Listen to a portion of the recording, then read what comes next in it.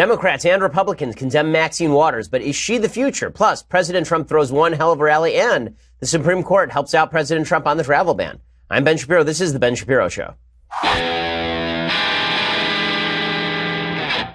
So many magical things happening in the world. We'll discuss all of those magical things in just a second. First, I want to let you know that on Monday, July 2nd, 7 p.m. Eastern, we will be joined in studio by Jordan Peterson to celebrate Independence Day. Daily Wire God King Jeremy Boring is hosting a new edition of Daily Wire Backstage with me and Andrew Klavan and the execrable Michael Knowles to look back on our country's birth and look ahead to its future. Subscribers will even be able to write in live questions for us to answer on the air. So that is Monday, July 2nd, 7 p.m. Eastern, 4 p.m. Pacific, with our special guest, Jordan Peterson. And you can find our special live stream on Facebook and YouTube. So don't miss it. Check it out and subscribe so you can ask us your questions. Also, before we get started, I want to say thanks to our sponsors over at the USCCA. So how would you like to hit the range tomorrow with a brand new gun? You are a law-abiding, Second Amendment-loving citizen, and that means that you probably should own a weapon to protect yourself, protect your country, protect your family, protect your community. Well, the USCCA wants to give you a free gun right now. They are giving away a different gun every single day this month. This all ends on Friday, so you're almost out of time. Just go to defendmyfamilynow.com, and you can get entered right this moment. You could get up to 17 chances to win your gun every day. It could be 17 Kimbers, 17 Glocks,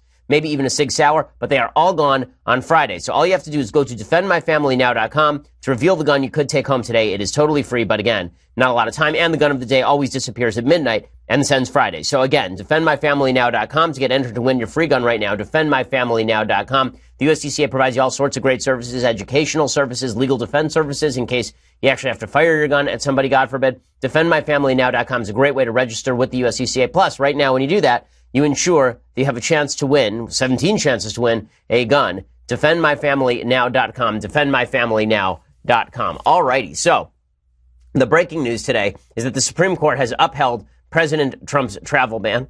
It was not a travel ban according to the Trump administration, but it was a travel ban for particular countries. There were 7 different countries from which travel was essentially banned because we could not vet people who were coming in from those countries. In a 5-4 decision, the Supreme Court on Tuesday upheld President Trump's temporary travel ban, affecting several countries recognized as state sponsors of terrorism, according to Emily Zanotti over at Daily Wire. Chief Justice John Roberts wrote the opinion, and it appears both Justice Neil Gorsuch and Justice Anthony Kennedy agreed with the majority, handing President Trump's Justice Department a win on the issue. The court's language was strong. Roberts wrote the opinion. He noted that the president, quote, lawfully exercised the broad discretion granted to him under Section 1182F to suspend the entry of aliens into the United States. And the president of the United States does have plenary power to suspend immigration in this sort of fashion for security purposes.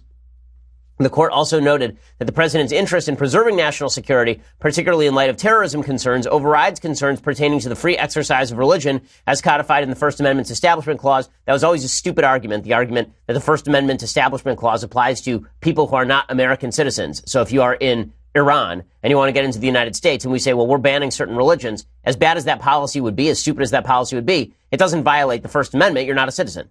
And you can't just be somebody in the middle of a hill in Afghanistan, and you say, well, you're violating my First Amendment rights. You don't have First Amendment rights under the Constitution of the United States.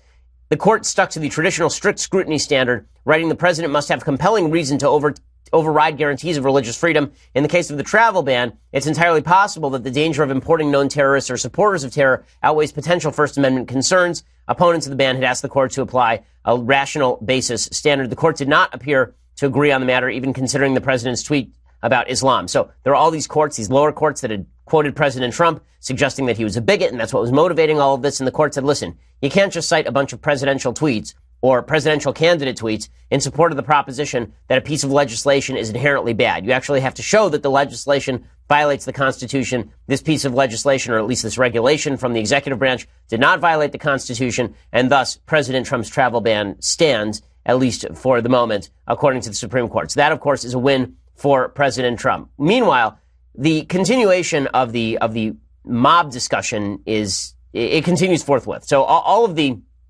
focus on people who are protesting Trump administration officials at restaurants and trying to get them thrown out of restaurants and shouting outside of people's homes and intimidating people in public places. You recall yesterday we talked about Maxine Waters, representative from California, who went out there and said that you should have mobs basically run people down at gas stations and get them not to participate in public life by screaming at them using these intimidation tactics.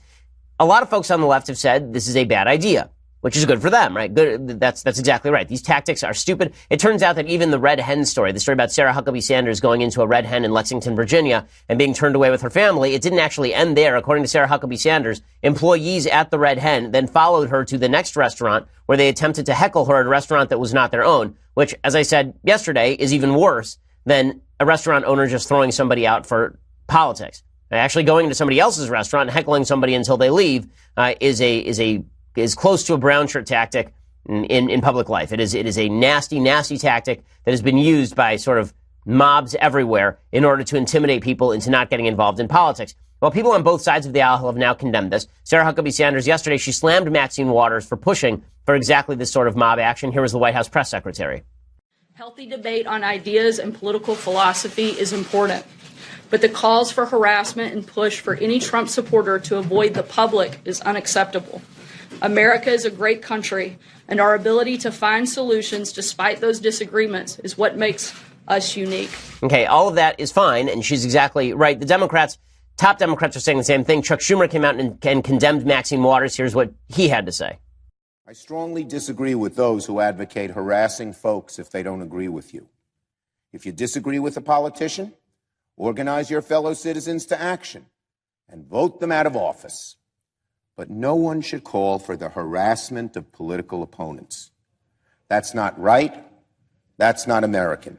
Okay, and that, of course, is exactly right. Good for Chuck Schumer for saying that, the Senate Minority Leader. Even Nancy Pelosi, the House Minority Leader, she came out and said the same thing, condemning Maxine Waters. She said, in the crucial months ahead, we must strive to make America beautiful again. Trump's daily lack of civility has provoked responses that are predictable but unacceptable. As we go forward, we must conduct elections in a way that achieves unity from sea to shining sea. So she's correct about this, that we actually need to return to civility.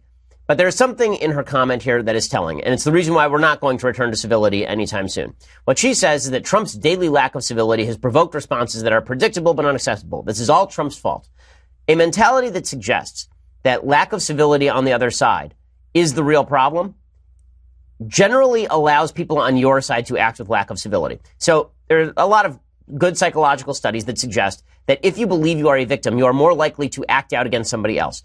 Every victimizer believes at root that they are a victim. Hitler believed that he was a victim of the world. He believed that the Jews were victimizing his country, and so he was therefore justified in acting out. Very rare that you find somebody who's an aggressor who doesn't claim that they were acting in some sort of vague sense of self-defense. Well, this is what Democrats are doing now. Democrats are basically suggesting that Trump started all of this. And Trump, meanwhile, is suggesting that Democrats started all of this. Now, I think the Democrats got uncivil long before Republicans did. I think they were deeply uncivil during the Bush administration when they were calling Bush Hitler. I think that President Obama was uncivil in the way that he was fomenting riots in places like Ferguson, Missouri, and Baltimore, Maryland.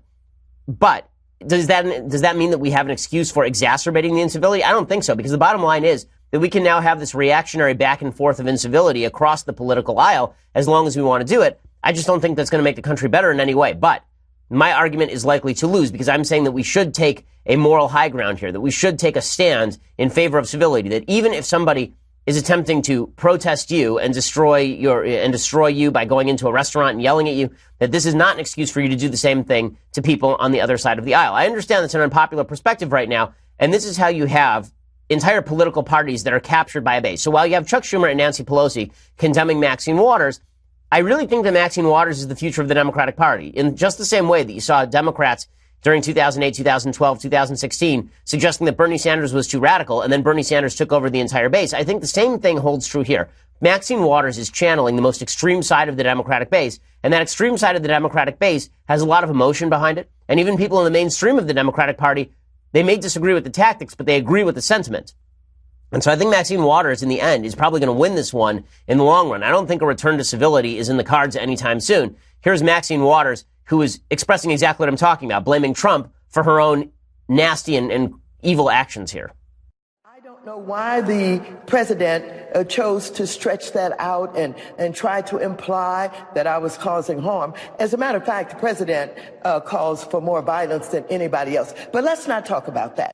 Okay, so Maxine Waters, again, saying that it's totally okay for her to call for violence or mob action because Trump, she thinks, called for violence or mob action. Then President Trump has responded basically in kind, right? President Trump has suggested that there would be consequences for what Maxine Waters had to say, that there would be backlash None of this is good stuff. And as I say, I think Maxine Waters represents a serious portion of the Democratic base and the most passionate portion of the Democratic base and the part of the Democratic base that a lot of these politicians like Schumer and Pelosi eventually will have to bow to. So, for example, John Legend, who is, I think, more representative of the base in many ways than Nancy Pelosi, he tweeted out, "Let's make a deal with the Trump administration. Reunite all these families immediately, and you can go out to eat wherever the bleep you want.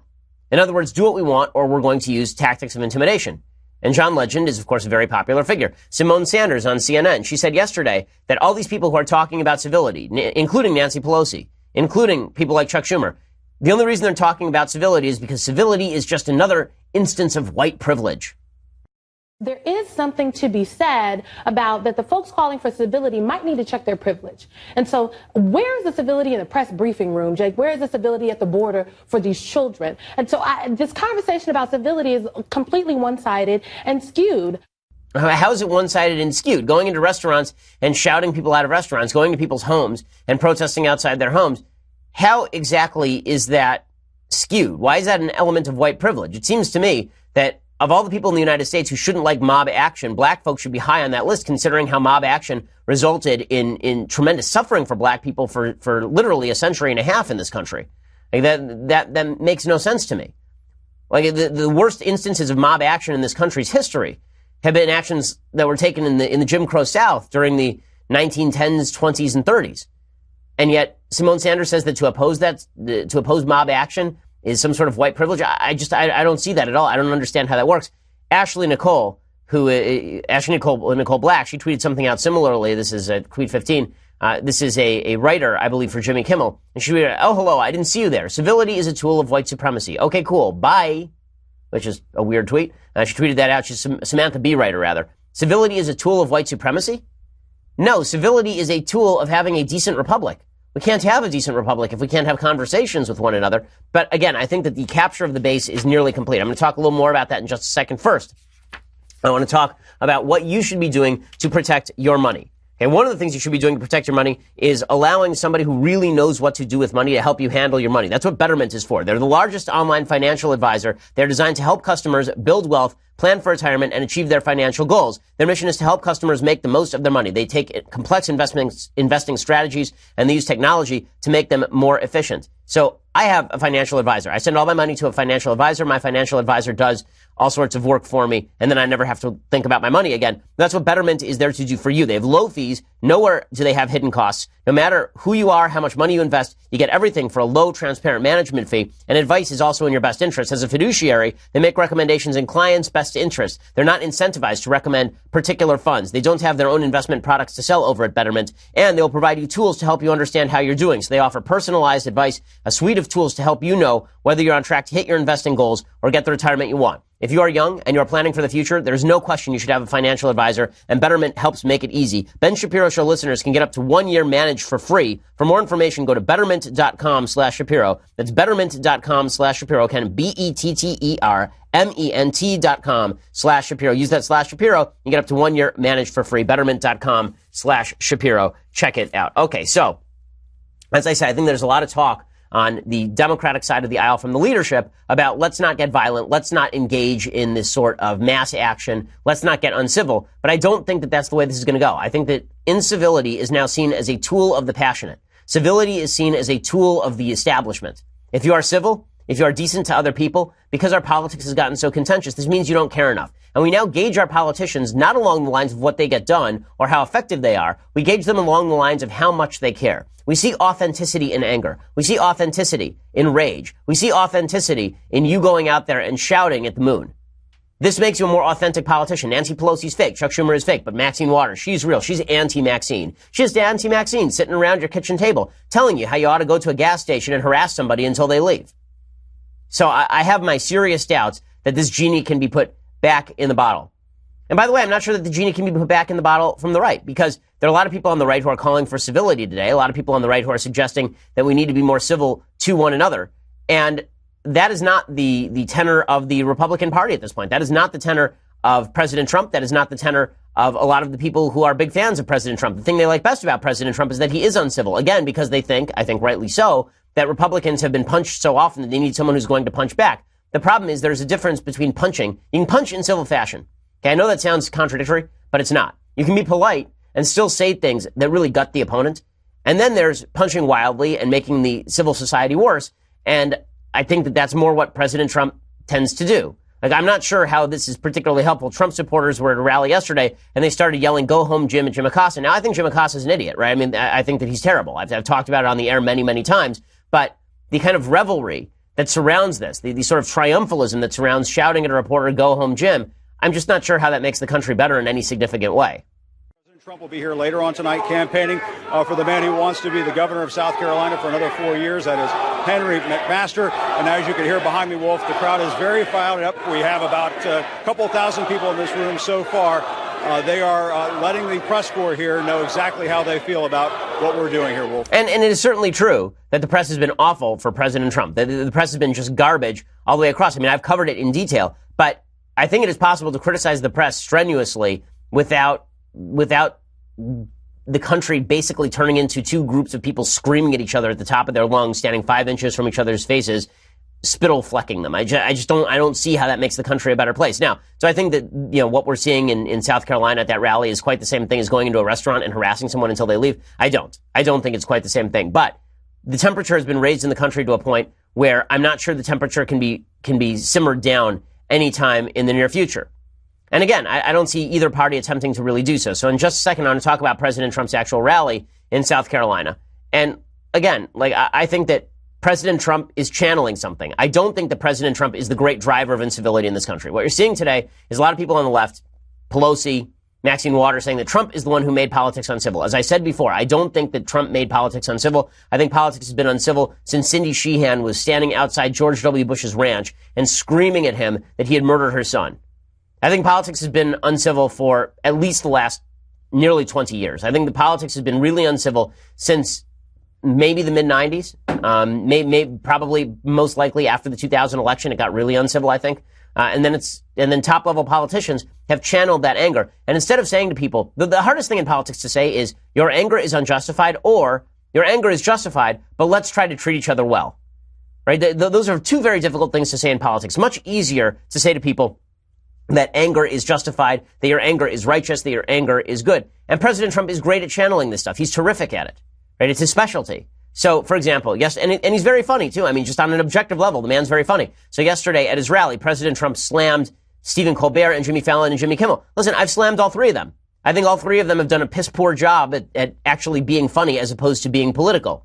But the president kind of rabble-rousing off their back, I'm not sure that this is what the president of the United States should be doing, per se, even if I enjoy it as a partisan. As a partisan, I may enjoy the fighting, but as an American, I think it would be better if we had more of a civil society being built as opposed to being torn down. The guy on CBS is what a lowlife. What a lowlife. I mean, honestly, are these people funny? There's no talent. They're not like talented people. Jimmy Kimmel, no talent. But I'd go to a studio to do a shot, to do a thing. He would stand outside on the sidewalk waiting for me. Oh, here he comes, Donald Trump. Oh, sir, how are you? Oh, so thank you so much for doing it. Jimmy Fallon calls me up, and he's like a nice guy. He's lost. He looks like a lost soul, right? He gets out there, hey, hi, oh. But you know what? He's a nice guy. I agreed to do a show. What is it, a year and a half, 2 years later, he's now apologizing because he humanized me. And he really hurt himself. So I said to him today on social media, I said, Jimmy, be a man. Just relax. Just relax. So two things can be simultaneously true. One, Trump is hilarious, right? I mean, this is a funny stand-up routine, him going after all of these comedians. Two, is this really great for our civil discourse? Is this the kind of stuff that you want to see the president of the United States saying? Probably not. Now, listen, I know that inside Republican circles, we've all taken this for granted. This is who Trump is. This is what Trump is going to be. I get all of that. But to pretend that it's not having any impact on our civic discourse is to, I think, be foolish. Okay? It is having an impact on our civic discourse. Doesn't mean that Trump is the great driver of the collapse of civic discourse. No, I think that he is a response to the collapse of the civic discourse that had already been happening. Again, in 2012, Joe Biden was going around saying that Mitt Romney wanted to put black people back in chains, and the entire left was suggesting that Mitt Romney had given a woman cancer specifically so that he can make her husband lose her health insurance. So incivility has been a part of our politics for a long time, but there's no question it's getting a lot worse. The left, I think, is leading the way, but the right's reactionary nature is driving a cycle of incivility. I think that's fair to say. I think what we have right now is a cycle of incivility, and what it's going to take is one group saying, listen, I know you guys are being uncivil. I know you guys are being jackasses. I get it. But guess what? I'm not going to be a jackass just because you're being a jackass. I'm going to point out that you're being a jackass, but I'm not going to call for any of these sorts of tactics. I think it's wrong to call for any of these sorts of tactics. In fact, these tactics are what make you a jackass in the first place. If you this is the thing I don't get from the left. The left is saying, well, Trump started all of this. The reason you don't like Trump is because he said all these things. So your response is to be him? Your response, you think Trump is the worst of all possible worlds. You think Trump is so uncivil, and he's so untoward, and he's so gauche. So your response is to imitate him? Your response is that all of the things that you hate about President Trump are the things you now want to be? This is why you have a politics that is spiraling into disarray. And on the right, you're seeing the same thing. People saying, well, if the left's going to do that, well, why shouldn't the right do that? Why unilaterally disarm? It'd be one thing if you were saying, we're going to use this tactic in order to prove to the other side this tactic is not worth using, a mutually assured destruction. But that's not what's really going on. What's really going on the right is an attempt to hijack the tactic because, hey, turnabout is fair play. It's more of a revenge play than an attempt to make the country better. We need to make the country better. Now, with all of that said, there are some people who are going too far in this direction, suggesting that incivility in politics from President Trump and the right, it means that Republicans should vote for Democrats. David Brooks is the latest to make this case. So today, David Brooks in the New York Times has a long piece calling for conservatives to avoid voting for the Republican Party. This is asinine. Okay, so you'll recall, George Will claimed that Republicans in Congress had abdicated their duty to check the executive branch, and Democrats would do a better job, ignoring that Democrats would be stymied by a Republican minority, and that the Democratic agenda has moved wildly to the left. Well, David Brooks argues that conservatism is being undermined by the Republicans and by President Trump. How? Well, he argues that conservatism is about protection of the order that preexists liberty. So there's a great argument in conservatism over whether conservatism is really primarily about liberty or whether it is about the idea of order. So to take it to a philosophical level, there's an argument between Locke and Burke. Right? This is the argument that I think David Brooks wants to set up. So John Locke suggested that human beings could be governed by reason and that we had certain inherent inalienable rights, and these rights were life, liberty, and property, and the right to freedom of thought was one of those rights, and that if we all got together in civil society with a small government, that would be the best way to run things. And Edmund Burke said, listen, all this stuff about rationality is just fine and it's just great, but we have to understand that without civic institutions that inculcate virtue, liberty is bound to devolve into libertinism. If you have a free society with no rules and people are bad people, then things are going to decay really, really quickly. So what you need is a social order that preexists liberty. Without the social order, there cannot be liberty. And so the argument seems to be sort of that conservatism is more about the social order than it is about liberty. At least that's what Brooks is arguing. So he argues that conservatism is about the protection of the order that preexists liberty, the maintenance of what he calls the sacred space necessary for liberty to thrive. He contrasts the Enlightenment mentality of reason and consent with the Burkean notion that such concepts unmoored from shared cultural history and institutions run amok. So Edmund Burke was a famous British jurist, not a judge, but he was a member of parliament. And he famously wrote against the French Revolution, suggesting the French Revolution had given up on the legacy of the West in favor of pure reason and that it would soon evolve into the guillotine. Of course, he was exactly right. So here's what Brooks writes. He says, the practical upshot is that conservatives have always placed tremendous emphasis on the sacred space where individuals are formed. This space is populated by institutions like the family, religion, the local community, the local culture, the arts, the schools, literature, and the manners that govern everyday life. Over the centuries, conservatives have resisted anything that threatened the sacred space. Okay, all of that is true, right? We are all defenders in the conservative movement of family, religion, local community, local culture, the arts, good literature, civilization, right? These are all things that we believe ought to be protected. But here's where Brooks goes wrong. He believes that the market is what has undermined all of this. So he argues that conservatives only value small government because they think that big government is going to violate family and violate the social order. But if big government didn't violate the social order, everything would be just dandy. So he says conservatives fought big government not because they hated the state per se, but because they loved the sacred space. The last attempts to build a conservatism around the sacred space were George W. Bush's compassionate conservatism and, in Britain, David Cameron's big society conservatism. They both fizzled because over the last 30 years, the parties of the right drifted from conservatism. So he says the Republican Party is no longer a conservative party because it no longer cares about the social order. Instead, it only cares about market fundamentalism. And he says market fundamentalism is an inhumane philosophy that makes economic growth society's prime value and leaves people atomized and unattached. Okay, this is untrue. Market fundamentalism is the basic idea that you own your own labor. And that's market fundamentalism. It is not the idea that growth in and of itself is the great win.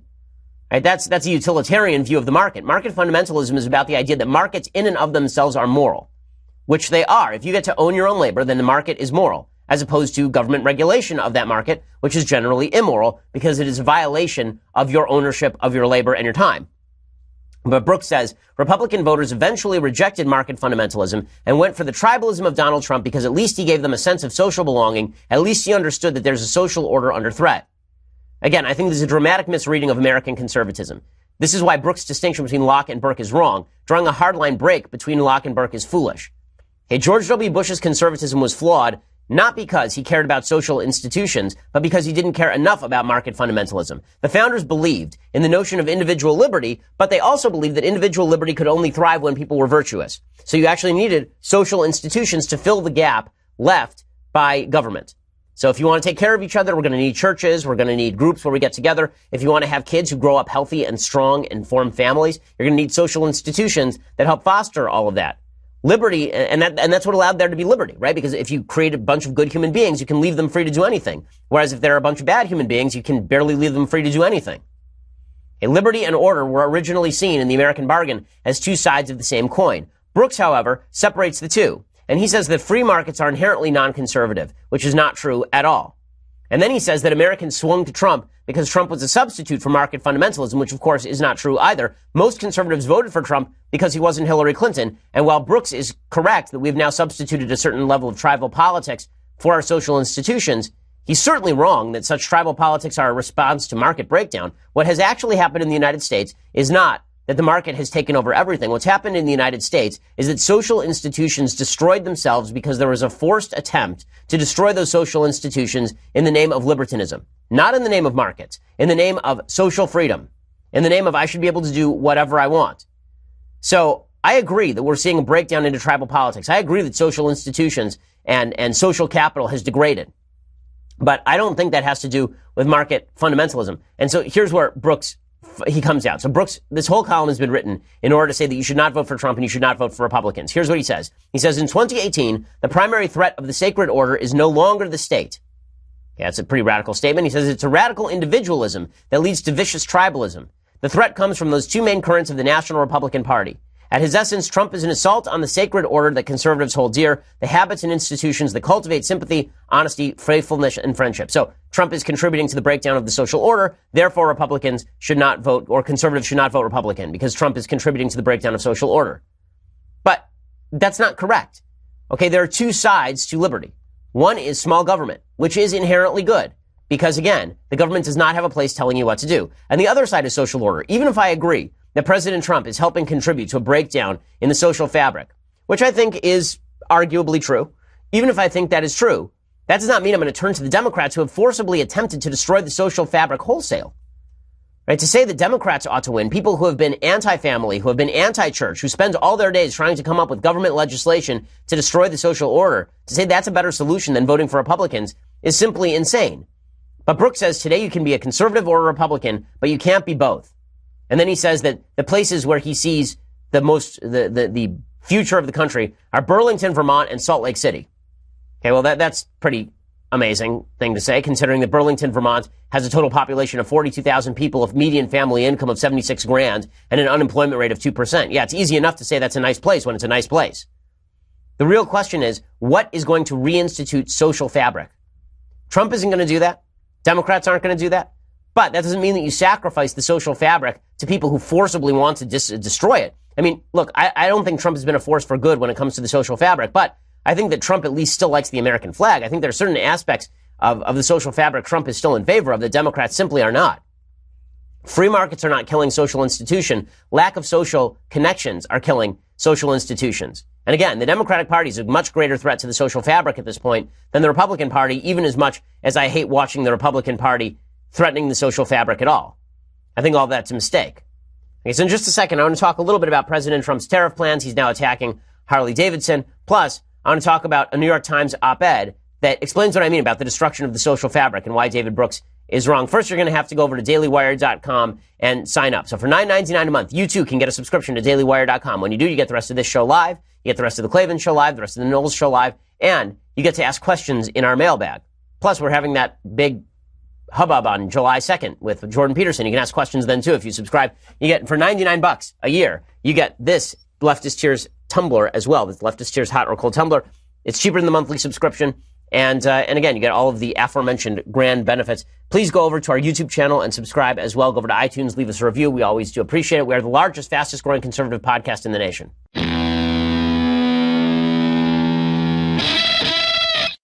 So here is why I think that David Brooks is so wrong-headed when he said, and George Will, when they say, vote for the Democrats to stop President Trump. First of all, I think Trump's agenda has largely been good. Not universally, but largely been good. And second of all, I think that trying to suggest that Trump is going to be more destructive to the social fabric than Democrats ignores exactly what the Democrats are doing right now. Okay, so on Monday, the New York Times ran an op-ed from a guy named Brian W. Van Norden, who's a professor of philosophy at Wuhan University, Yale and U.S. College, and Vassar College, calling for deplatforming of all conservative dissenters. Why? Because those opinions are bad, of course. So the same people that David Brooks are saying you should vote for, those people are saying we should deplatform anyone who disagrees with them.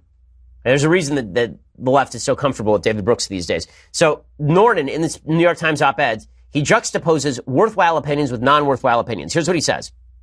He says, worthwhile opinions, quote, include historically informed argument from Ta-Nehisi Coates that structural racism makes the American dream possible, and the nuanced thoughts of Kate Mann, a professor of philosophy at Cornell University, about the role of himpathy in supporting misogyny.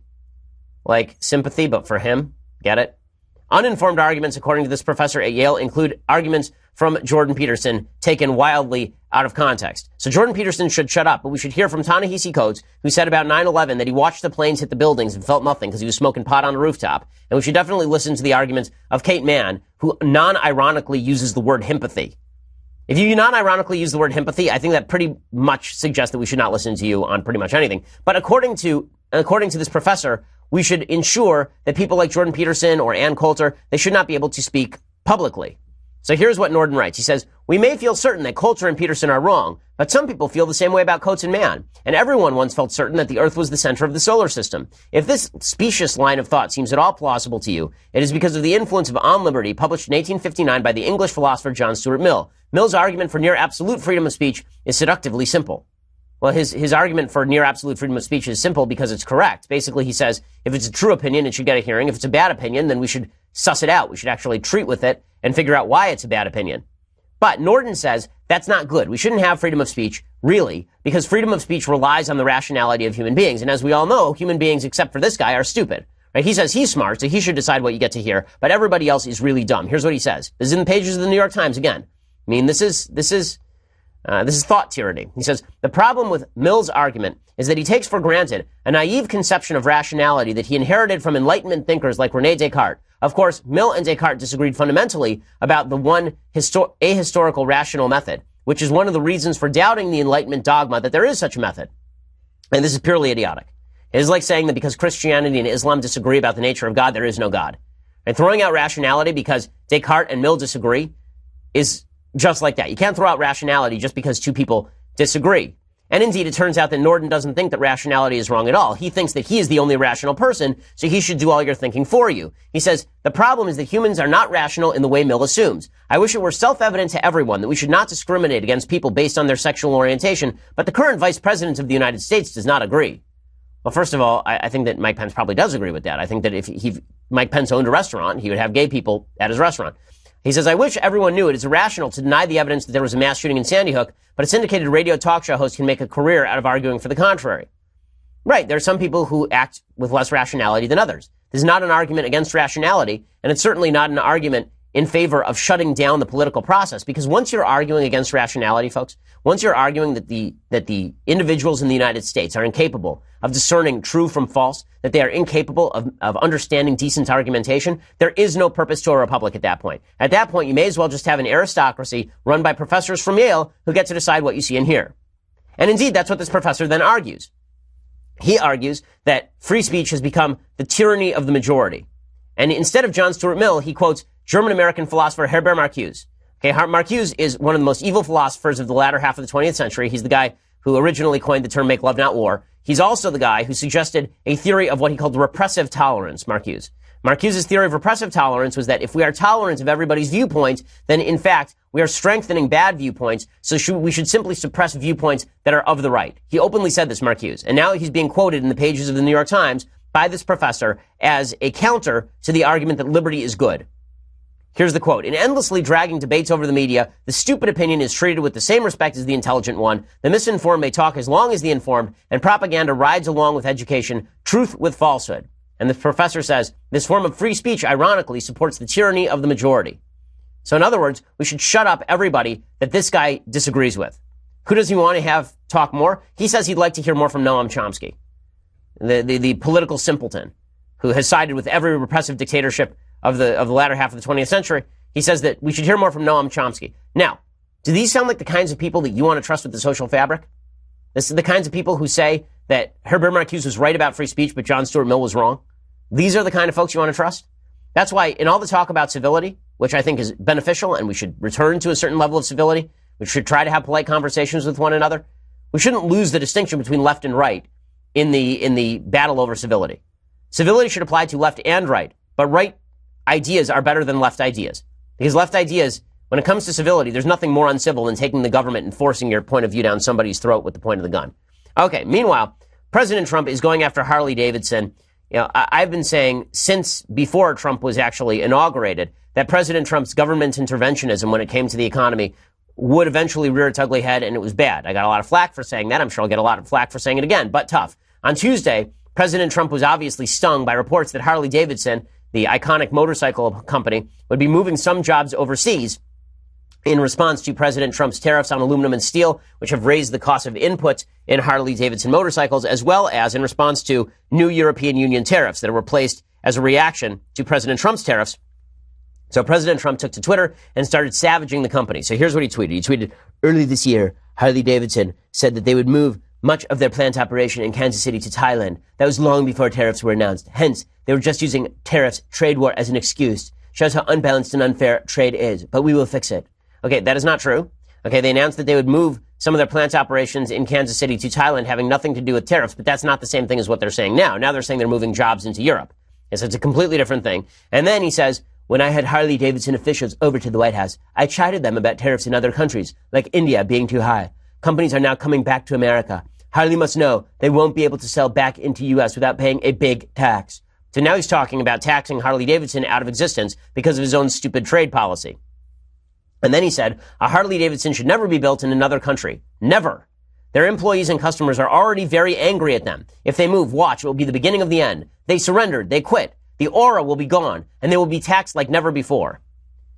Okay, if you think this is in any way remotely conservative, you are out of your mind. This is not conservative, okay? To target a company because they are making an economically feasible decision in response to government interventionism, to target them and suggest that they surrendered and they quit and the aura is gone and that you're going to tax the hell out of them, it's obnoxious. It was obnoxious when Obama did it too, by the way.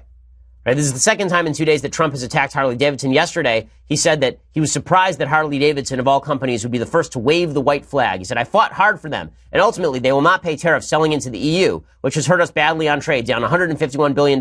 Tax is just a Harley excuse. Be patient. Well, no, Harley Davidson is moving because tariffs are bad for a lot of companies in the United States. They're a net job loser, and they impact lots of companies. But what Trump is talking about, this is why Trump at heart is not a free market guy. Again, he's cut regulations. He's given us tax cuts. I'm very grateful to President Trump for a lot of his policies, but he's not a free market guy when it comes to trade. And it's very obvious from these tweets. Okay. This sort of language precisely mirrors the sort of language that Barack Obama used when he was slamming companies for taking economically feasible action in response to Obamacare. So remember, in the aftermath of Obamacare being passed, a bunch of companies said they were going to have to drop man hours so that they didn't have to pay for the full-time health care of all their employees, or they were going to have to cut jobs. And Barack Obama responded by ripping into specific companies, including Staples. He said, when I hear large corporations that make billions of dollars in profits trying to blame our interest in providing health insurance as an excuse for cutting back workers' wages, shame on them.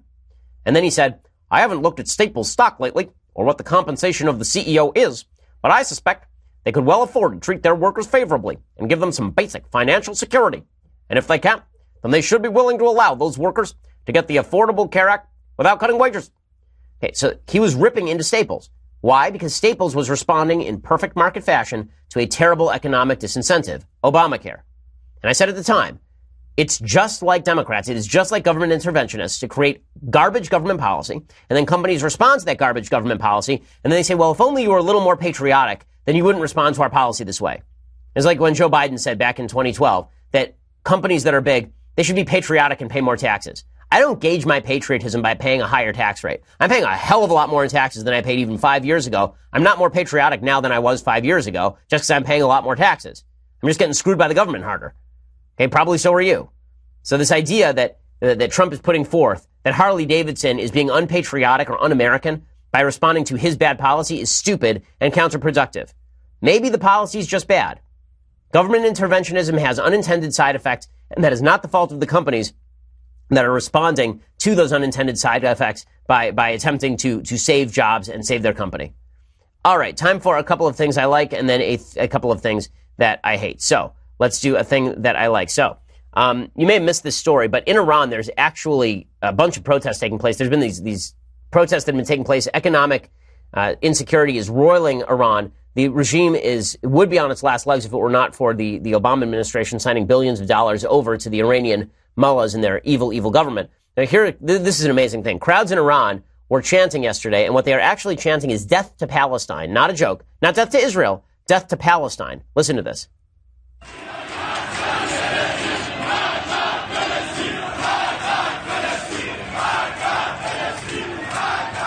I mean, that's unbelievable because all we've been told forever is that the Muslim street hates Israel, that Muslims across the world despise Israel, that they don't want to make peace with Israel, and that if it weren't for Israel, everything would be hunky-dory. Barack Obama bought that line, too. I mean, he said in his speeches that the core of all Middle East politics was the Israel-Palestinian issue. Here are the people of Iran saying, no, that's not the core. You guys are sending money to Hamas and Hezbollah. That money should be staying here. That money shouldn't be spent on terrorism. So when they're chanting death to Palestine, what they are really chanting is death to the regime that is giving money to terrorists all over the world in order to kill Jews. That's an amazing thing. And thank God we have an administration now that actually wants to foment this sort of uprising, because that's what it's going to take. It's going to take actually an uprising in Iran. It's what it really is going to take, realistically speaking, is somebody inside the Iranian military who agrees with a lot of the protesters and launches some sort of coup. Because if not, then the mullahs will just mow these people down in the streets, unfortunately. Okay, time for a quick thing that I hate. So this is a truly amazing story. California is now considering creating a fake news advisory group in order to monitor information posted and spread on social media. Not a joke. This is according to CBS Local Sacramento. Senate Bill 1424 would require the California Attorney General to create an advisory committee by April 1, 2019. It would need to consist of at least one person from the DOJ, representative from social media providers, civil liberties advocates, and First Amendment scholars. The advisory group would be required by the California state government to study how false information is spread online and to come up with a plan for social media platforms to fix the problem. The left is fully convinced that the reason they've been losing elections is because of fake news. It can't just be that people think their arguments are garbage. It has to be fake news. It has to be that people are being deceived. And thus, we need to regulate speech. And just the way that this New York Times op-ed writing Yale professor was saying that we need to regulate speech, the state of California wants to regulate speech too. The state of California has already moved in this direction with their educational policy. They're attempting to move in this direction with their non-discrimination policy, suggesting that if people like me say in the state of California that a man is a man and a woman is a woman, that we ought to be fined. Now they're cracking down even harder. They want to have the government determine what is fake news or not. It's hard to think of anything more Orwellian than the government determining what sort of news ought to be covered. And that is deeply Orwellian stuff. If Donald Trump were doing it, the left would be crying Nazi right now. But it's the state of California doing it, so we have to pretend this is all about tolerance and diversity. How radical is this bill? The Electronic Frontier Foundation, which is a left-wing group, opposed the bill, calling it flawed and misguided. The group argued the measure would make the government an advisory group responsible for deciding what is true and what is false, and it points out the First Amendment prevents content-based restrictions, even if statements are admittedly false. So it's just another indicator that when it comes to gaining political power, the left has no compunction about using governmental censorship in order to achieve their ends. That's why, as much as I dislike the incivility that is evident in our politics right now, I'm not going to pretend that left and right are exactly the same across the spectrum in the way that George Will and David Brooks seem to want to right now. Okay, we'll be back here tomorrow with all the latest updates. I'm Ben Shapiro. This is The Ben Shapiro Show. The Ben Shapiro Show is produced by Senya Villarreal, executive producer Jeremy Boring, senior producer Jonathan Hay. Our supervising producer is Mathis Glover, and our technical producer is Austin Stevens. Edited by Alex Zingaro. Audio is mixed by Mike Caramina. Hair and makeup is by Jesua Alvera. The Ben Shapiro Show is a Daily Wire Forward Publishing production. Copyright Forward Publishing 2018.